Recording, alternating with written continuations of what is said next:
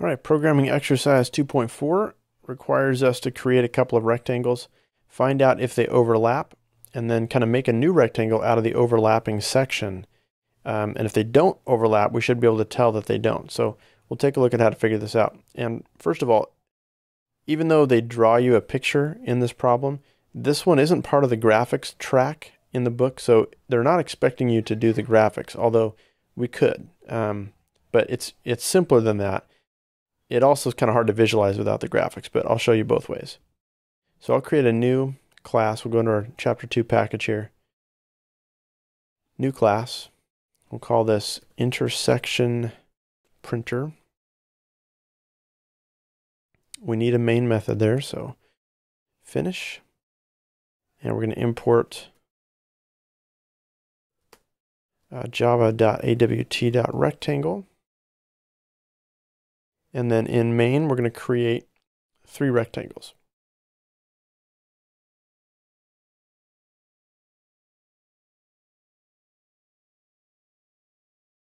And I'll start this one at 5, 5. We'll say it's 10 wide and 20 tall. Actually, I'm going to copy and paste this. And this one here, we'll start at 5, 5, so we'll start in the same spot, and we'll make it 40 wide, and we'll make it 50 tall.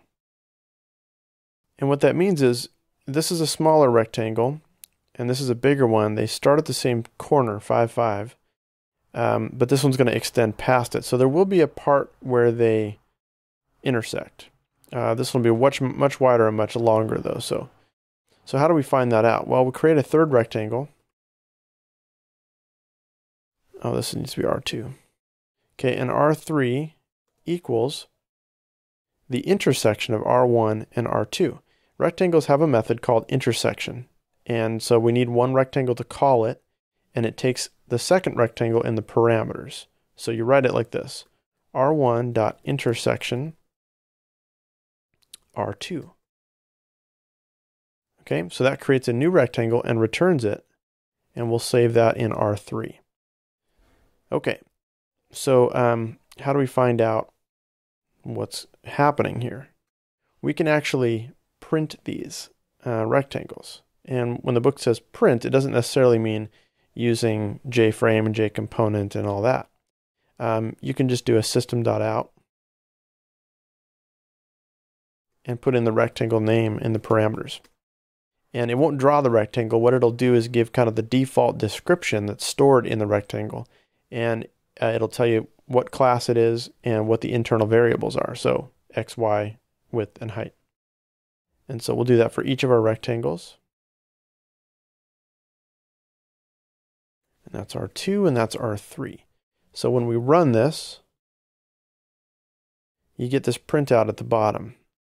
Java.awt.rectangle. They all have that because that's their class. And then here's the data: 5, 5, 10, and 20 all the way through. And if we look at the third one, 5, 5, 10, and 20, it's exactly the same as the first one because the first one is totally contained inside the second one.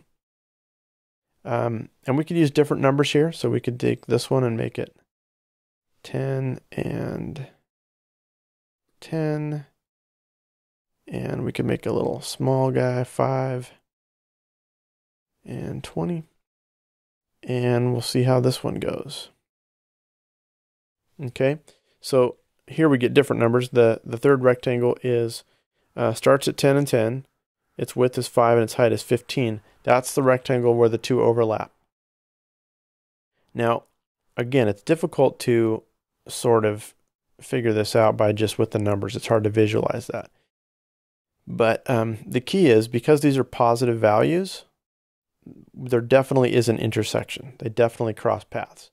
If these were negative values or zeros, then they would be separate rectangles and they wouldn't touch each other. So let's set that up so we can tell. We'll take the second rectangle and we'll start it at 100 and 100. So it's way far away. And we'll make it real small, just 5 for the width and 5 for the height. So it's not touching that other one at all. So when we run this, we should get negative numbers for rectangle 3. And we do. We have negative 85 and negative 75. But wait, there's more. If we go to the documentation and look up the rectangle class, which I have right here.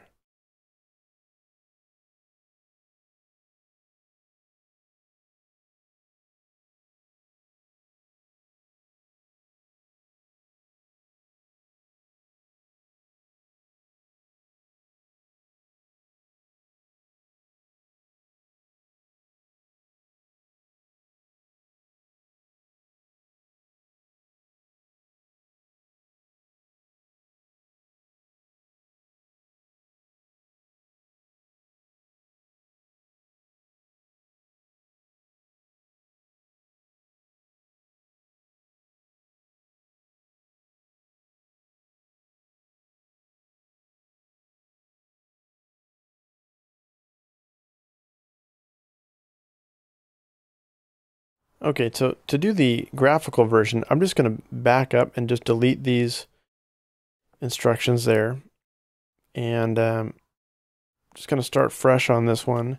And we'll import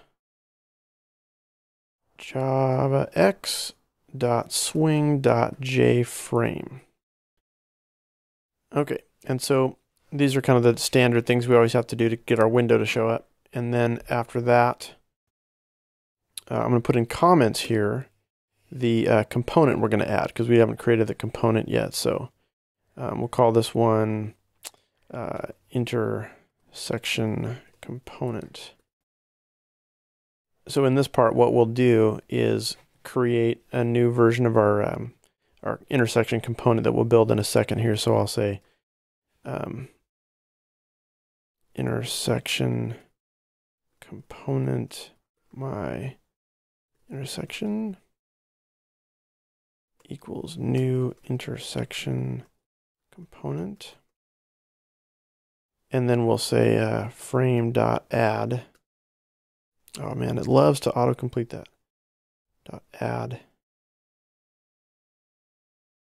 my component. Okay. And obviously those are errors because we haven't built that part yet. So cut that out. And so then we need another class. So new class, intersection component.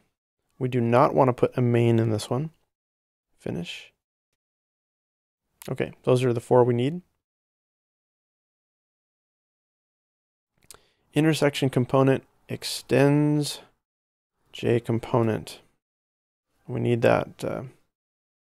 Okay, so we need to implement the paint component method. And so we will say public void paint component graphics G.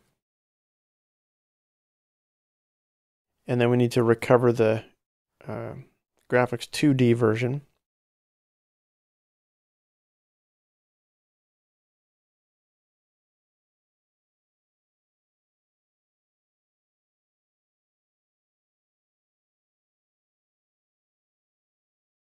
And now we can build our rectangles. Okay, so then we'll say G2.draw R1, R2, and G2.draw R3.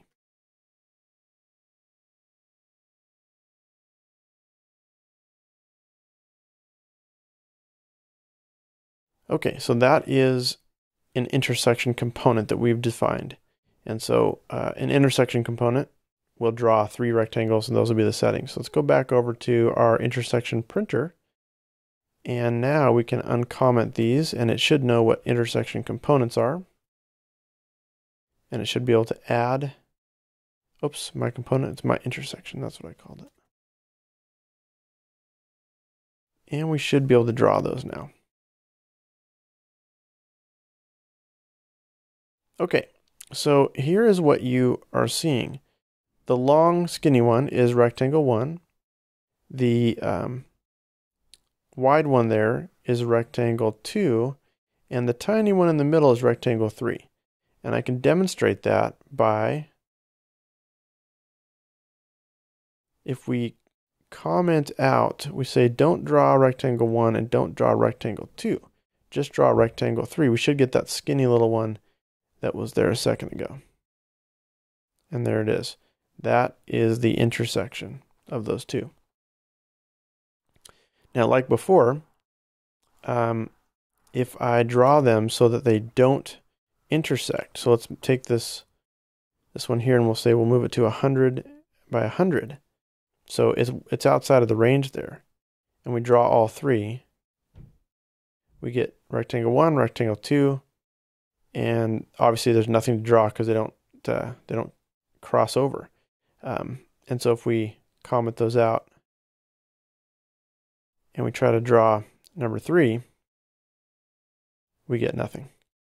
Okay. And so that's basically how you do that one. Again, you don't have to do the graphics version. That just helps explain it a little better, I think.